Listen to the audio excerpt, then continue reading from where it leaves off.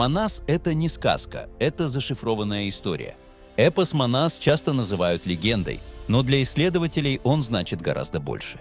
Фольклористы и этнографы считают, что Манас — это форма коллективной памяти кыргызского народа. В эпосе зашифрованы реальные события – переселение племен, войны за пастбища, союзы и распады.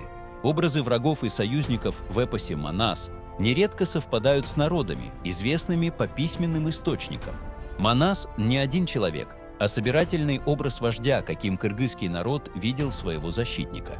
Советские и современные ученые отмечали, эпос сохранял память в то время, когда у кыргызов не было собственной письменности. Каждое поколение добавляло в Манас свой опыт, но ядро истории сохранялось. Именно поэтому эпос не исчез и не превратился в миф. Он стал устной летописью народа, живой, меняющейся, но основанной на реальности. Манас — это история, рассказанная языком эпоса.